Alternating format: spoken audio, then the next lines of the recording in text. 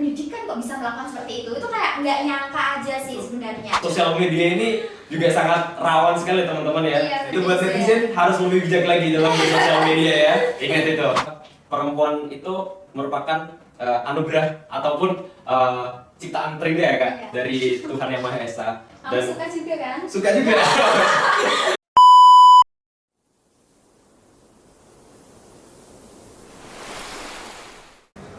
Halo teman-teman Statun, this is Himasta Orchestra Podcast. Podcast yang apa tuh Gar? Podcast yang membahas hal-hal menarik seputar mahasiswa. Let's listen and enjoy. Yeay! Jadi podcast kita kali ini akan membahas tentang suatu tokoh yang menginspirasi nih, yaitu tokoh perempuan yang sangat menginspirasi oleh perempuan Indonesia, mulai dari masalah keperempuanan dan kesetaraan gender dan lainnya. Pahlawan yang kita maksud yaitu Raden Ajeng Kartini, yang biasa kita kenal dengan Ibu kita Kartini. Beliau lahir pada 21 April 1879.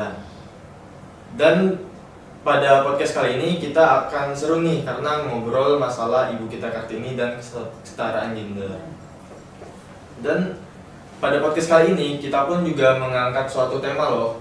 Tema yang kami angkat yaitu perempuan pembawa perubahan di masa kini. Wah, itu tema yang sangat seru sih untuk kita obrolin ke depannya. Gimana tuh, Gar? Nah, pada podcast dengan tema perempuan pembawa perubahan di masa kini, tentunya kita nggak cuma sendirian doang ya. Kita ada special guest nih atau tamu spesial. Nah, pastinya teman-teman udah pada kenal dong kakak satu ini, udah terkenal di Unimus nih. Nah, kita sambut aja ya Kak Sofi sebagai special guest kita pada podcast kali ini. Yeay. Halo teman-teman semua. Nah, di sini pada podcast kali ini dengan mengangkat tema perempuan pembawa perubahan di masa kini, tentunya juga kita pasti membutuhkan pandangan-pandangan terutama dalam hal dari perempuan itu sendiri terkait dengan bagaimana sih perempuan sekarang, perempuan membawa perubahan di masa sekarang itu. Nah, kemudian dengan senang hati juga kita bisa bertukar pikiran ya teman-teman di sini di podcast Statun ini. Nah, oke, selanjutnya kita diskusi santai aja teman-teman. Pada diskusi kali ini kita membahas beberapa topik. Itu yang pertama itu tadi terkait dengan keperempuanan dan kesetaraan gender. Nah, terus apa lagi nih Kavi? Nah, mungkin kalau lebih lanjutnya lagi, kita perkenalan diri dulu nggak sih? Kan dari tadi kita belum ada perkenalan diri nih. Iya, biar yang lain tahu kalau hostnya ganteng-ganteng gitu ya. Jadi aku selaku host, perkenalkan, nama saya Rahmat Kafi dari Departemen Kajian dan Strategis Himpunan Mahasiswa Statistika Universitas Muhammadiyah Semarang. Dan aku jadi host nih nggak cuma sendiri nih, ditemenin oleh partner saya nih, yaitu Muhammad Tegar Pandirian selaku Wakil Ketua Himpunan Mahasiswa Statistika Universitas Muhammadiyah Semarang. Disapa dulu dong Mas Tegar ini. Halo.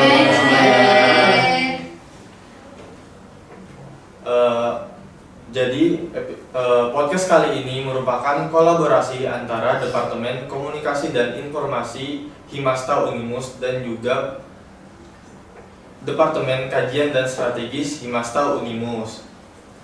Nah, jadi stay tune terus ya teman-teman. Pasti akan seru banget nih obrolan kita hari ini karena membahas seputar keperempuanan dan juga kesetaraan gender kan.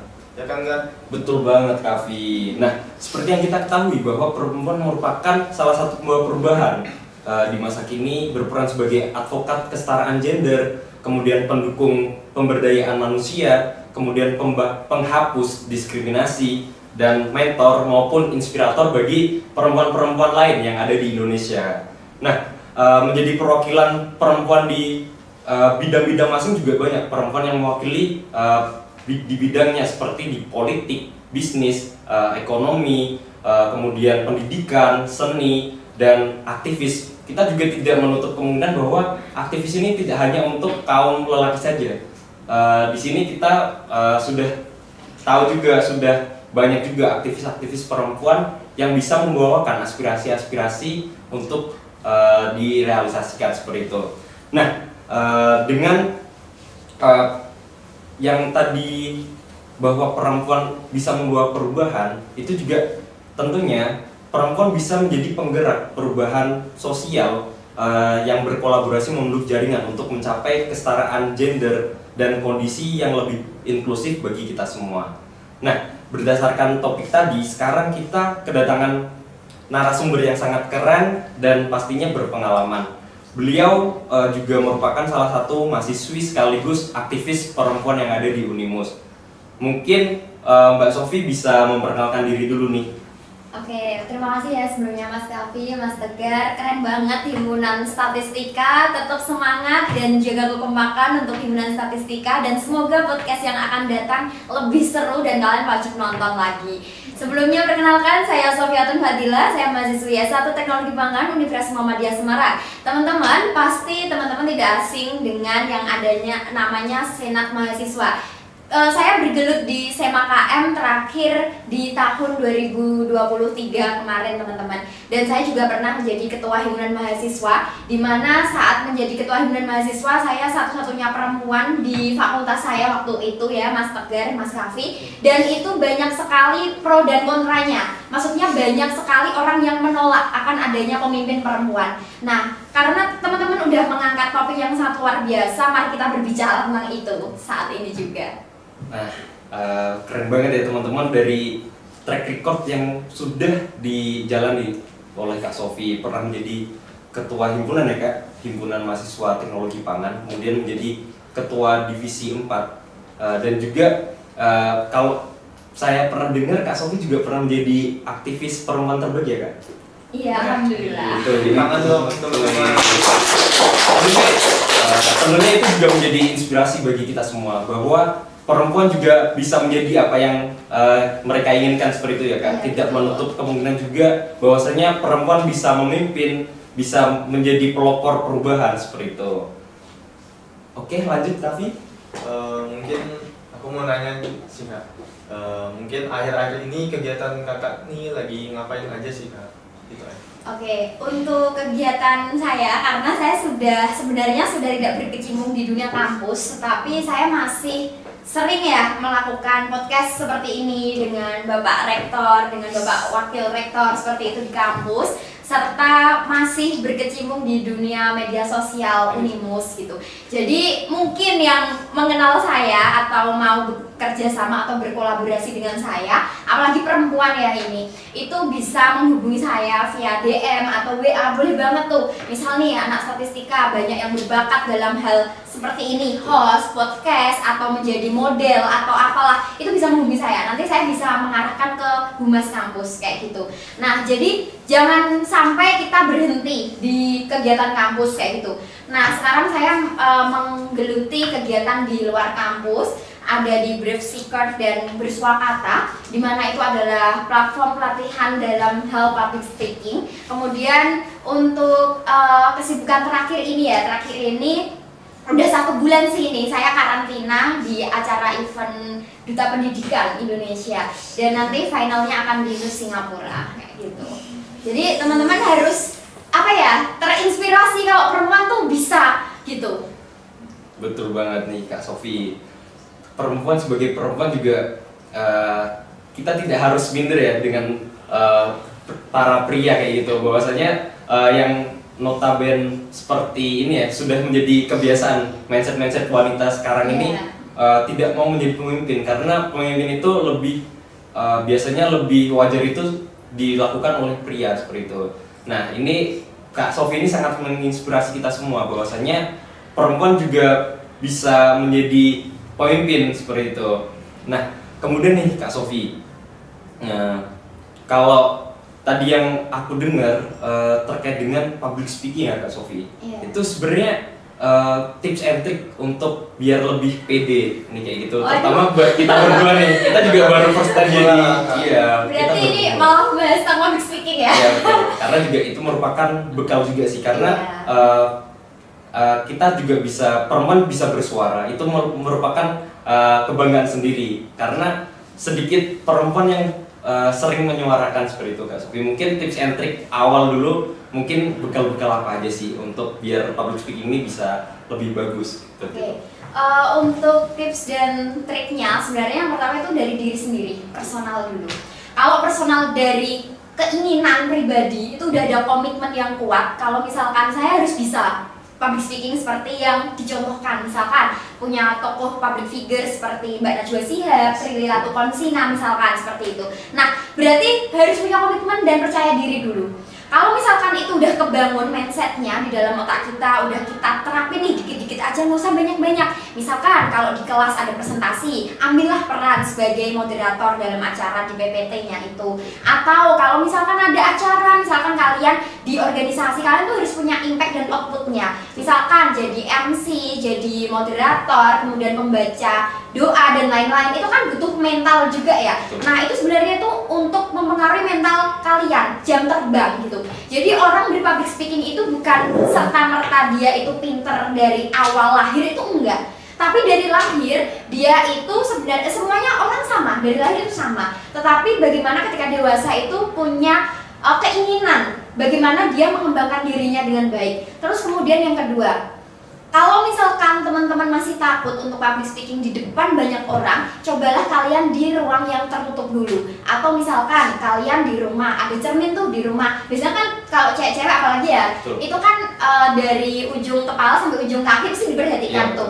Nah, itu juga bisa untuk mempengaruhi gesturnya gitu. Jadi kan kalau misalkan teman-teman latihan dulu di depan cermin, oh kurangku apa ya? Kenapa ya saya bisa belibet? Kenapa saya nggak bisa se-enjoy itu? Nah, berarti kan ada hal yang perlu diperbaiki. Nah, itu coba lihat dulu, evaluasi pribadi. Setelah itu coba kalian mempunyai jam terbang seperti ini, seperti di himpunan. Kalau saya sering di organisasi saya, itu pasti saya selalu bilang, ketika kalian mengikuti organisasi, kalian tuh harus punya outputnya. Jangan hanya orang yang hanya ikut-ikutan organisasi, nggak paham tujuan kalian nggak dapat apa-apa. Minimal kalian berubah dengan berbeda dengan orang yang non organisasi. Seperti itu. Kemudian untuk public speaking selanjutnya yaitu adalah latihan dan persiapan. Jadi kayak misalkan seperti ini, Mas Kavi sama Mas Tegar kan pasti juga udah persiapan nih, udah latihan, udah bikin skripnya. Nah itu salah satu tips dan trik dari public speaking itu sendiri. Jadi dari kalian mempersiapkan itu, kalian udah paham nih, udah pede apa sih nanti 1 jam ke depan, 2 jam ke depan yang akan dibawakan kayak gitu. Oke. Oke. Mungkin kita langsung masuk ke pembahasan lebih lanjut enggak? Ini kan masih nuansa Hari Kartini. Nah, aku mau nanya nih Kak, pandangan Kakak terhadap tokoh yang sangat menginspirasi perempuannya itu Raden Ajeng Kartini. Mungkin bisa dijawab. Oke, terima kasih ya Mas Kavi. Oke, jadi kebetulan nih teman-teman, kebetulan sekali saya itu berasal dari Rembang. Nah, di mana Rembang itu adalah makam dari Ibu Kartini. Jadi Raden Ajeng Kartini itu makamnya ada di Bulumantingan Rembang, di mana itu paling enggak 20 menitan lah dari rumah saya. Nah, saya sering kalau misalkan malam sakralnya itu 20 itu ada yang namanya prosesi buka kelambu kalau di Rembang. Jadi itu ganti kain-kain kayak yang di makamnya Ibu Kartini kayak gitu. Nah, itu juga ada pemuda-pemuda, perempuan, laki-laki semua gabung itu bawa obor.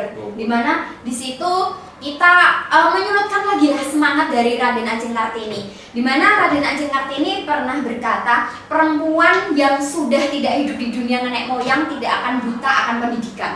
Nah, jadi itu yang akan menjadi prinsip kita. Mungkin pernah dengar ya, habis gelap terbitlah terang. Nah, itu yang perlu kita wanti-wanti sekarang, apalagi di zaman sekarang, karena ketika kita sudah mulai untuk membangun personal branding kita, pasti akan ada satu masa di mana masa itu kayak kita males, kita kayak redup gitu loh. Nah, itu jangan sampai, karena Ibu Raden Ajeng Kartini aja mengajarkan bahwa sesulit-sulitnya perempuan waktu itu, karena perempuan waktu itu tidak bisa untuk mengenyam pendidikan tinggi, dipingit dan langsung dinikahkan seperti itu, berarti harus memotivasi kita orang sekarang zamannya udah enak ya. Betul. Udah nggak seperti kayak dulu waktu Ibu Kartini merintis untuk pendidikan perempuan. Jadi alangkah baiknya kita meneruskan perjuangan dari Raden Ajeng Kartini, apalagi sebagai perempuan khususnya, dan untuk sebagai laki-laki menurut saya ya itu harus saling menghargai perempuan. Betul. Jangan sampai karena perempuan adalah kaum feminisme kalian menganggap bahwa kalian adalah kaum maskulinitas gitu. Jadi walaupun kita perempuan, menurut saya kita itu punya kesetaraan gender di mana kita punya hak yang sama, entah itu di bidang politik, ekonomi, pendidikan dan yang lainnya seperti itu. Itu juga jawaban yang sangat menarik ya dari Kak Sofi sendiri terkait dengan Ibu Kartini. Itu juga saya sangat setuju terkait dengan maskulinitas dan feminisme ya tadi, karena juga kemarin saya sempat menonton juga di beberapa kanal YouTube yang lain itu membahas terkait dengan kesetaraan gender yang bahwasanya kayak contohnya aja handphone yang kita miliki itu berdasarkan dari tangan pria seperti itu Kak Sofi. Namun di sini kita lebih membahas lagi terkait dengan bagaimana sih peran perempuan itu sendiri terhadap upaya-upaya dalam menyetarakan gender itu, kayak gitu Kak Sofi. Oke, dalam pengupayaan kesetaraan gender ini yang pertama adalah know your person. Jadi tahu dulu apa sih sebenarnya yang kalian miliki dari diri kalian masing-masing. Jadi jangan fokus pada weakness, tapi fokus pada strength masing-masing. Jadi kalau misalkan perempuan ini mindsetnya udah bagus, udah ketata, jiwa mentalnya udah ketata, nggak mungkin kekerasan seksual terjadi di dunia kampus. Betul. Karena ketika kita melihat kekerasan seksual di dunia kampus, sebenarnya kayak, oh, orang berpendidikan kok bisa melakukan seperti itu kayak nggak nyangka aja sih sebenarnya. Tetapi ketika kita menilik lagi, oh ternyata ada satu hal atau faktor yang mungkin mempengaruhi hal tersebut. Kemudian ketika kita udah melihat diri kita sendiri, kita juga harus selangkah lebih maju dari hari sebelumnya. Misalkan hari ini kita punya plan apa, besok kita juga harus punya plan apa. Orang yang maju dan berpendidikan sebenarnya adalah orang memikirkan 10 tahun ke depan dia akan menjadi apa. Kayak gitu. Jadi ketika kita udah memikirkan, oh plan 5 tahun ke depan saya mau jadi apa, oh 10 tahun ke depan saya mau jadi apa. Nah itu sebenarnya kita udah mulai untuk menerapkan kesetaraan gender. Bagaimana kita untuk menerapkan hal ini, yaitu dengan di kehidupan sehari-hari kita itu tidak membatasi dan tidak membeda-bedakan. Seperti yang tadi saya bilang Mas Tegar. Ketika saya menjadi ketua himpunan, kenapa banyak cowok yang menolak saya menjadi ketua himpunan? Berarti kan ada yang perlu saya buktikan. Betul. Berarti mereka butuh apa dari pria? Misalkan tentang keberanian, misalkan tentang daya pikir kritis ketika menghadapi suatu problematika. Nah, itu kita harus membuktikan bagaimana sebagai perempuan itu kita juga mampu sebagai perempuan untuk bukan menyaingi ya, tetapi kita bersama dengan laki-laki membangun bangsa dan negara gitu. Soalnya sebagai perempuan itu adalah pilar konstitusional yang paling tinggi sebenarnya ketika kita membicarakan tentang peran ibu di rumah. Dimana ibu itu adalah madrasah pertama untuk anaknya. Bagaimana mungkin pria itu tidak menghargai perempuan, bahwasannya dia itu juga lahir dari rahimnya seorang perempuan gitu loh. Terus yang ketiga, ketika kita membicarakan tentang kesetaraan gender, kita juga harus belajar akan halnya kesetaraan gender itu sendiri. Jadi apa aja hal yang bisa mempengaruhi perempuan ini lebih maju, laki-laki juga sebenarnya harus ikut memikirkan bagaimana negara ini itu bisa saling menghargai, mengayomi perempuan, entah itu bidang politik, bidang ekonomi dan lain-lain. Kalau misalkan kalian tidak paham akan fungsi dan tupoksi dari perempuan, kalian pernah dengar nggak sih ada mahasiswa lulusan ITB Pak Enuh ya, dia sampai gila karena perempuan. Nah, itu kan berarti adalah salah satu bukti konkret di mana itu adalah kelemahan dari laki-laki adalah perempuan. Ya, makanya ini seru banget kalau membahas tentang kesetaraan. Betul. Nah, by the way terkait dengan perempuan juga nih Kak, dari Kak Sofi sendiri apakah mempunyai tokoh inspirasi nih dari golongan perempuan seperti itu Kak? Iya. Untuk tokoh inspirasi pertama saya tentunya saja tadi yang pertama adalah Ibu Raden Ajeng Kartini, itu yang pertama. Tetapi untuk saat ini yang sangat saya idolakan adalah Najwa Shihab, Prilly Latuconsina, dan Maudy Ayunda. Keren. Gitu. Jadi Saya tuh pernah membaca ya biografi dari Maudy Ayunda. Maudy Ayunda itu sebenarnya adalah orang yang introvert. Iya. Dia tuh bukan ekstrovert, tetapi dia bisa berdiri loh dengan adanya keintrovertnya dia. Waktu di depan kamera kan dia juga bisa ngomong. Betul. Waktu dia podcast ataupun dia menyampaikan materi, dia kan juga bagus. Betul. Nah, berarti kan ada dalam diri manusia masing-masing lini itu punya potensi dirinya masing-masing sebenarnya. Tetapi perlu digali dan diketahui apa aja yang menjadi weakness-nya, tetapi jangan fokus ke weakness, tapi fokus ke strength. Misalkan nih Mas Topgar atau Mas Kavi kemarin misalkan ikut dalam perlombaan mahasiswa berprestasi. Nah, ini kan berarti adalah kekuatan dari diri kalian. Berarti gimana kalian itu mengembangkan diri kalian lebih maju kayak gitu kan. Berarti jangan mikir ke kelemahannya kalian aja kayak gitu. Dari Kavi, ada tokoh perempuan nggak sih buat ini jadi inspirasi? Kalau dari aku sih ya, tokoh perempuan yang menginspirasi menurut aku sih Ibu Sri Mulyani, Menteri Keuangan kita sekarang. Keren. Karena menurutku dia kan menjadi Menteri Keuangan dari tahun ke tahun ya. Nah, dilihat dari track record-nya juga dari tahun ke tahun itu sangat konsisten dan juga dia memiliki pemikiran yang bagus lah untuk kedepannya di tempat pemerintahnya. Oke. Kalau dari Tegar sendiri? Nah, aku juga ada nih teman-teman. Salah satu tokoh inspirasi perempuan itu aku juga sempat juga Kak suka baca-baca biografi. Itu ada satu perempuan itu namanya Kak Angki Yudhistia. Kalau Kak Sofi tahu dan Mas Kavi tahu. Jadi beliau merupakan salah satu inspirator perempuan di Indonesia dengan keterbatasan. Jadi beliau merupakan salah satu penyandang tunarungu karena pada saat umur 10 tahun beliau terkena demam tinggi.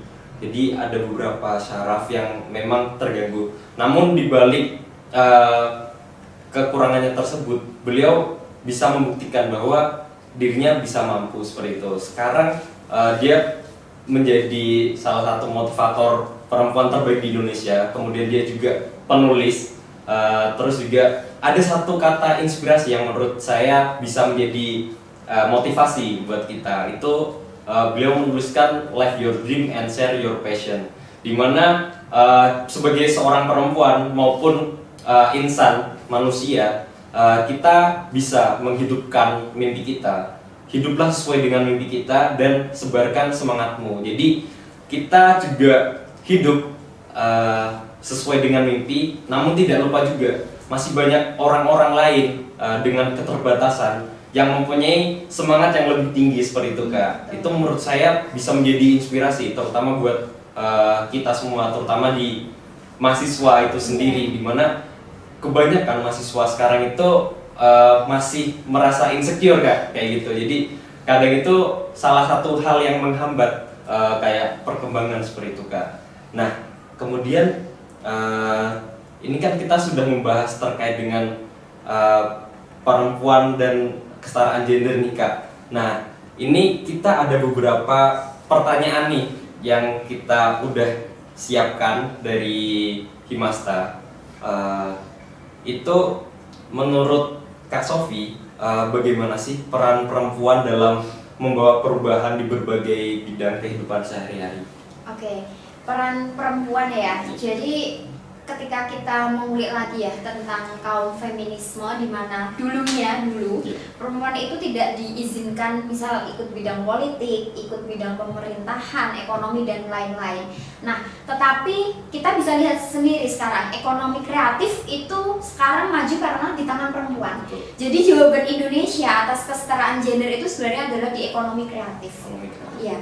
Jadi ketika kita mengulik tentang kesetaraan gender, tentang perempuan, tentang bagaimana posisi dan penempatan perempuan, sebenarnya semuanya itu udah disamaratakan. Jadi misalkan ya kita ambil di contoh kampus aja, misalkan aktivis kampus sekarang kan nggak didominasi oleh cowok. Betul. Ya walaupun memang kebanyakan aktivis dan para ketuanya itu cowok gitu. Tapi kan nggak menutup kemungkinan misalkan dari gubernur mahasiswa, ketua himpunan ataupun presiden mahasiswa itu dari perempuan gitu. Berarti kan memang udah pada sadar nih akan pentingnya kesetaraan gender, tidak menghina akan adanya kaum feminisme dan mengunggul-unggulkan atau mengagung-agungkan kaum maskulinitas kayak gitu kan. Jadi menurut saya udah bagus kesetaraannya, tetapi mungkin lebih di bidang politik ya sekarang, yang walaupun sekarang masih udah banyak perempuan yang masuk ke bidang politik, tapi masih masih minim. Betul. Untuk perempuan. Tetapi kalau ekonomi kreatif itu 58,3% itu malah lebih banyakkan perempuan. Karena perempuan itu notabene dia itu kan ulet gigi kayak betul. Gitu ya. Sebenarnya kan hormon otaknya laki-laki itu lebih besar ya, tapi itu dalam hal kecerdasan gitu. Tapi kalau misalkan perempuan rajin belajar, dia disiplin ngerjain tugas, biasanya kan banyak kan di sekolah-sekolah yang dapat ranking 1 itu perempuan ya. Yeah. Nah, jadi memang karena sudah banyak yang paham, jadi harapannya itu sebagai kaum maskulin, kalian sebagai cowok itu nggak semena-mena kepada perempuan gitu. Perempuan itu bukan barang, perempuan itu bukan barang subjektif atau objektif gitu. Kalian tidak bisa memperlakukan perempuan seenaknya sendiri kayak gitu. Kalian tidak bisa merendahkan atau menganggap statuta dari perempuan itu rendah daripada kalian. Walaupun mungkin dalam hal tenaga ataupun dalam keseharian perempuan itu lebih rentang daripada kalian. Betul banget Kak Sofi, berarti untuk bidang yang masih minim peran wanita sebenarnya nggak minim juga ya Kak? Iya, mungkin udah ada tapi belum banyak ya Kak? Iya. Itu juga bener juga sih, karena juga yang seperti yang kita ketahui di Presiden Indonesia aja satu-satunya presiden perempuan hanya Megawati Soekarno Putri ya Kak? Iya betul.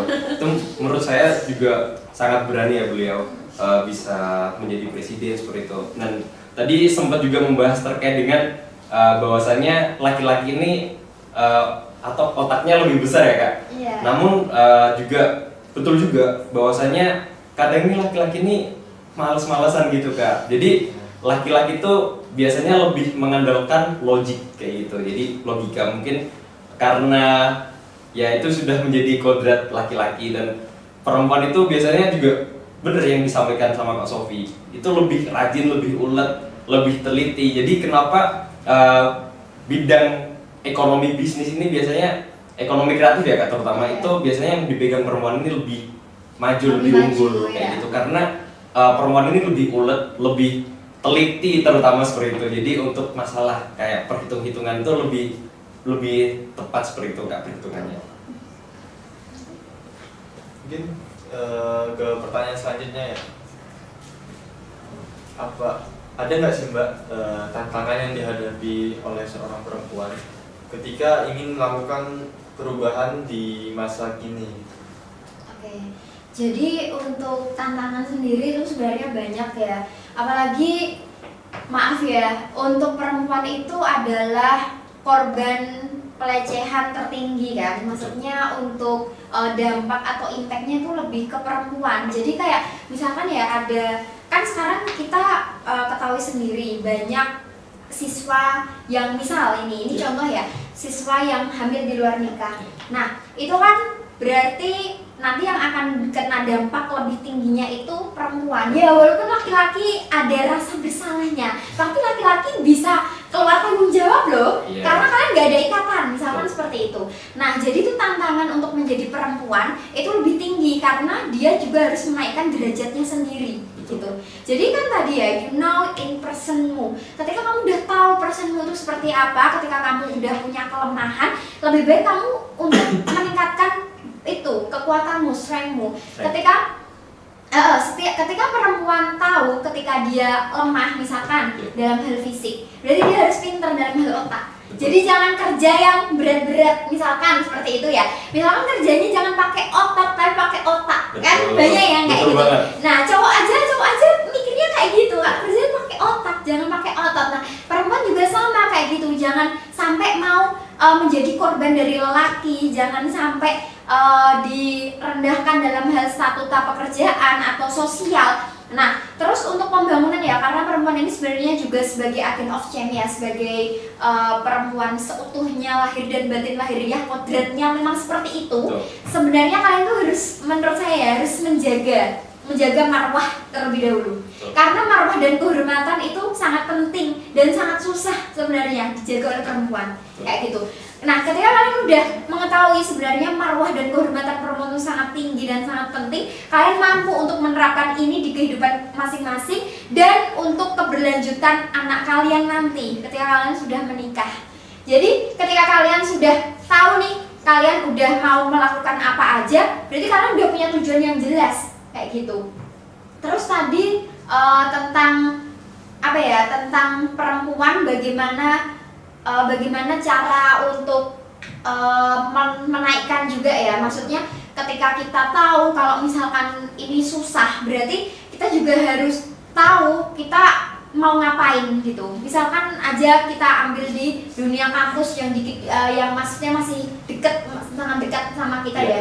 Jadi kita bisa tahu kalau misalkan kelemahan dari perempuan misalkan dalam hal tenaga ya. Misalkan perempuan, tapi ini nggak menjadi patokan ya. Misalkan perempuan nggak bisa dalam hal tinju. Nah, perempuan bisa di skill lain. Misalkan ya, perempuan kan banyak ya sekarang lomba olimpiade, lomba debating, lomba kiroah misalkan seperti itu yang ringan-ringan aja dan itu menunjukkan value kalian gitu. Menurut saya ketika kalian udah punya value, siapapun nanti akan bisa menghargai diri kalian secara utuh dan sepenuhnya. Jadi nggak akan ada lelaki brengsek yang akan melakukan kekerasan seksual pada kalian kayak gitu.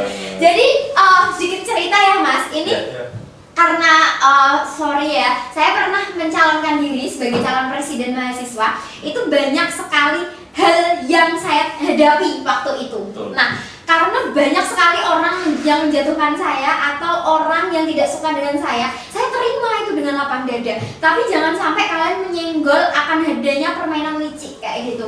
Nah, jadi di Unimu sendiri tuh kekerasan seksual itu sebenarnya udah banyak terjadi. Kayak pinjaman online itu juga banyak terjadi. Padahal ini di dunia kampus gitu loh. Harusnya yang notabene di dunia kampus itu kita harus mawas diri, bagaimana kita menjaga diri, bagaimana kita menaikkan value kita. Kita orang berpendidikan kok. Bagaimana mungkin orang berpendidikan melakukan hal serendah itu? Kayak gitu. Jadi kita harus punya mindset nih, apalagi untuk perempuan, untuk menjaga diri kita sendiri. Kalau misalkan pintu nggak dibuka, kamu nggak bakal masuk. Betul banget. Nah kayak gitu. Nah, ya, benar. Nah itu juga itu pesan-pesan yang disampaikan sama Kak Sofi tuh buat perempuan-perempuan di Unimus ini diperhatikan ya. Dan buat cowok-cowok juga nih harus bisa menghargai perempuan karena perempuan merupakan ciptaan terindah. Wis, gitu ya. Wih. Oke, nah selanjutnya aku juga ada pertanyaan nih Kak. Apa aja sih yang menjadi faktor-faktor pendorong yang mendorong perempuan untuk mengambil peran aktif dalam merubah paradigma dan menciptakan perubahan di masyarakat? Oke, untuk faktor pendorong yang pertama adalah faktor sosial, di mana perempuan itu notabene adalah kaum yang statuta bisa dianggap lebih rendah daripada laki-laki atau dianggap lebih rentan. Jadi dia berusaha untuk bergerak. Bagaimana dia menyampaikan aspirasinya? Misalkan membuat sebuah komunitas wanita-wanita, be strong, be woman, misalkan seperti itu. Itu kan komunitas-komunitas yang sangat banyak ya sekarang terjadi. Itu karena apa ya? Karena kelakuan para kaum maskulinitas gitu. Bagaimana kalian untuk menciptakan dampak atau faktor tersebut? Kalau misalkan perempuan itu tidak bisa menerima, berarti dia akan bergerak.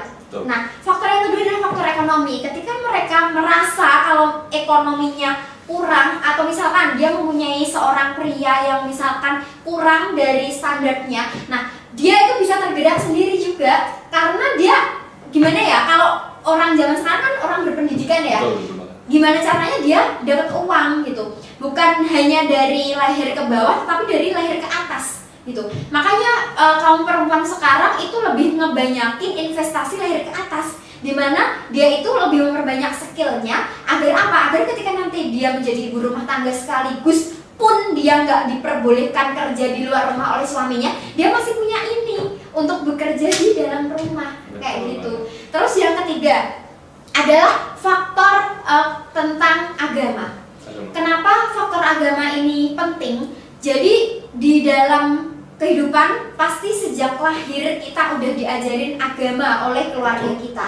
Nah, dari fungsi agama ini kita bisa mencantumkan bahwasannya banyak perempuan yang terkena dampak akan halnya kaum-kaum yang tidak tidak bertanggung jawab gitu loh. Nah, dengan adanya pembatasan ini berarti dia lebih meningkatkan agamanya kayak gitu. Agar apa? Agar tidak terjadi hal-hal yang tidak diinginkan seperti pelecehan seksual tadi. Gitu.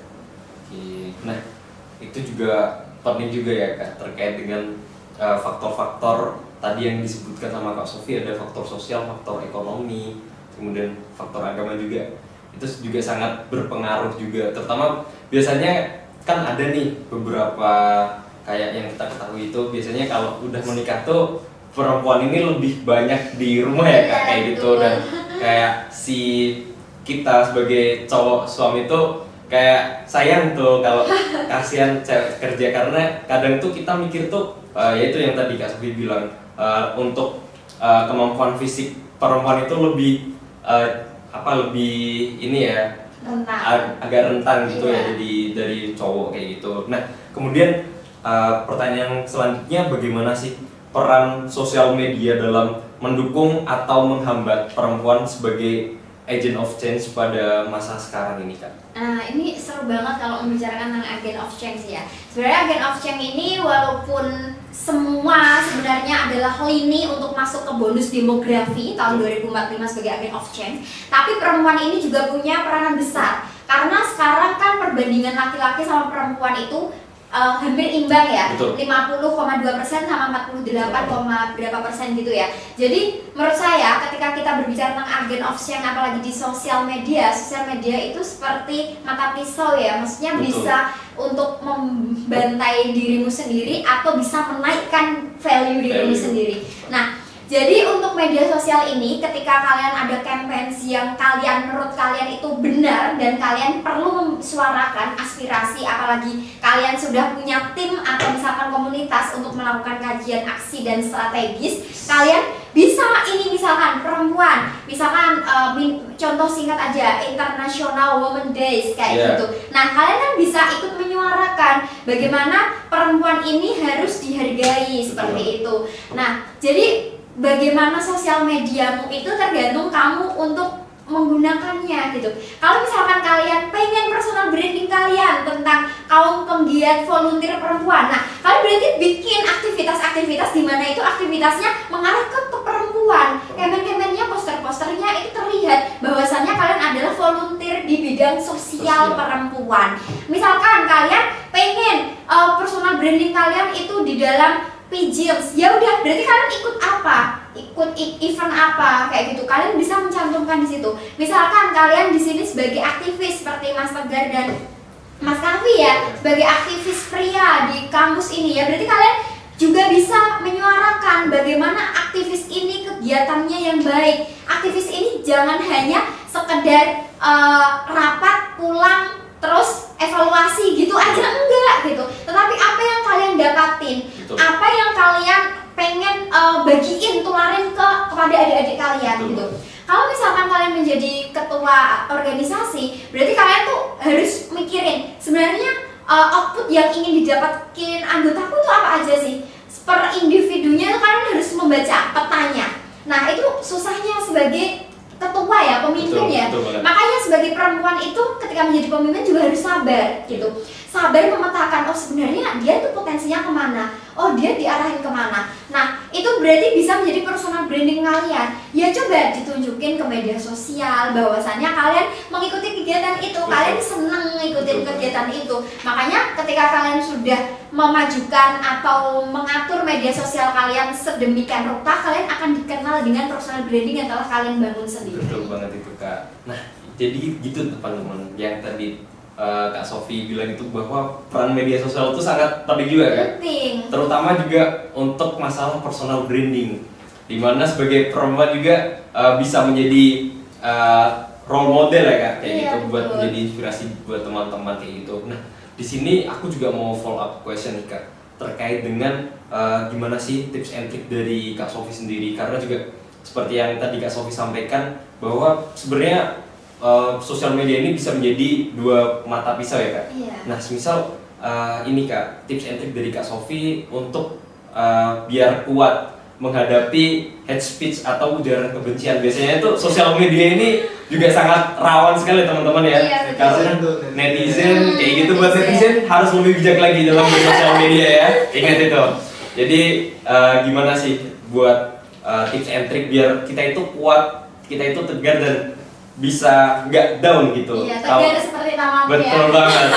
Biar kita nggak ini loh Kak. Kadang tuh mental health juga itu Iya, betul. dipertanyakan juga karena ya ini masih rawan-rawan juga ya, mungkin entah itu kita yang krisis identitas atau gimana, dan itu mungkin bisa dijelaskan aja Kak untuk tips and trick menghadapi hate speech seperti itu Kak. Oke, sebelum saya podcast ini ya, saya tuh sering banget Mas Tegar, Mas Yeah. Raffi menghadapi curhatan dari adik-adik tingkat terutama di media sosial saya, baik di TikTok maupun Instagram ya, itu ramai sekali Mas. Jadi ya banyak yang suka, banyak yang nggak suka, itu hal-hal biasa sebenarnya. Tapi di mana saya bisa membantu, saya kan publik ya, maksudnya sosial media saya nggak privat. Jadi kalau orang butuh bantuan saya bisa menghubungi saya. Karena saya pernah langsung menghadapi kasus bunuh diri, hampir bunuh diri. Di Unimus, orang Unimus udah bunuh diri dia, udah bunuh diri tapi nggak mati. Maksudnya gimana ya? Aduh, ngeri banget loh. Ya kan ngeri ya, ngeri seperti itu. Jadi mungkin dengan positifnya sosial media kita bisa meyakinkan nih ke orang kalau oh kita bisa kok membantu, kita bisa konselor untuk masalahmu ini terbungkam kayak gitu. Nah, saya tuh sering menghadapi yang seperti itu. Jadi ketika kita membicarakan tentang itu, ya nggak apa-apa kalau misalkan banyak ujaran-ujaran seperti itu. Tapi kita harus menata mental kita dulu, Mas. Betul. Jadi kita dengan adanya pengalaman, dengan adanya pendidikan kita, dan jangan lupa untuk share dengan teman. Misalkan teman kamu punya materi tentang ini, oh saya pengen dapat materi tentang ini. Nah itu saling sharing aja. Jadi waktu saya menjadi moderator debat calon presiden RI kemarin ya Mas, itu ujaran kebenciannya juga banyak. Betul. Banyak yang nge-DM saya pakai akun fake gitu. Saya tuh ya sebenarnya sakit hati, tapi yang Mas Tegar bilang tadi, kalau misalkan kita fokus pada kelemahan, fokus pada ujaran-ujaran, kita tidak akan berkembang. Betul banget. Kayak gitu. Jadi kita fokus pada orang yang memang support kita gitu.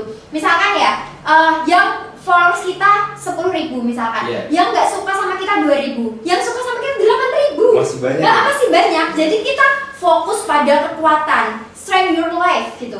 Jangan sampai kalian itu fokus pada hal-hal yang membuat kalian risih kayak gitu. Kalau misalkan Mas Tegar tahu kejadian-kejadian kayak kemarin, penurunan saya diturunin presiden mahasiswa kayak gitu, Mas Tegar juga pasti tahu kalau mentalnya down.